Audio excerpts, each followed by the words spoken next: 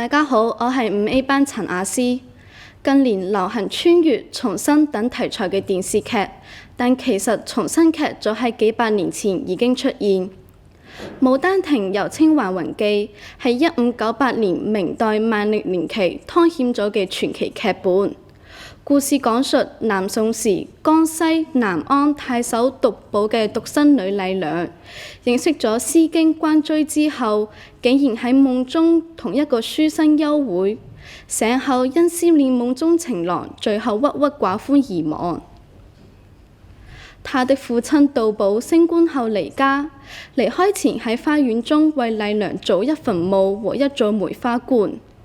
3年後，有一名為劉夢梅嘅書生準備復考，路過南安借宿於梅花觀。某日喺花園閒逛時，執到麗娘自畫像，日夜觀賞歡呼，而且和畫中人嘅音韻幽會。後來因緣際會，麗娘請柳夢梅刮目開觀，結果麗娘還魂回生，二人最終結為夫婦。湯顯祖通過到麗娘死後持續對夢想嘅追求，表達咗對生命、自然、愛情、自由嘅熱愛。麗娘代表咗嗰個時代千萬婦女嘅意志，體現咗個體解放嘅要求和強烈嘅時代代表。湯顯祖嘅偉大之處係佢對前代文學作品既有恩澤，更有創新和超越。你哋是否知道《牡丹亭》呢個故事非常前衛呢？今年香港藝術節邀請到蘇州市歌舞劇院30位舞者組成強大陣容，將《牡丹亭》改編成唯美浪漫嘅舞劇。杜麗娘與柳夢梅嘅前面嘅雙人舞，將湯顯祖筆下生者可以死，死可以生演繹得淋漓盡致，大家千祈唔好錯過啊！今集 Campus TV 到此為止，多謝。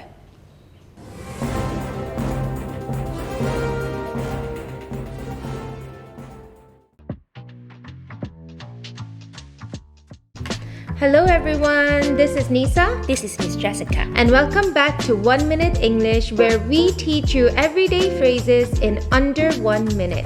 And today's phrase is no pain, no gain. 呢個係咩意思啊 Miss Nisa？ This means without hard work, there's no result. 即係佢嘅中文意思就係冇付出就冇收穫。咁我哋幾時可以用呢個字啊？ So, for example, if you want top marks in your exams, you have to study every day. And you can remind yourself, no pain, no gain. 係啦，或者當朋友準備考試嘅時候，佢覺得好辛苦、好難，咁你都可以用呢個字去鼓勵佢哋堅持落去啦。因為只要付出咗努力之後咧，就一定會有成果㗎啦。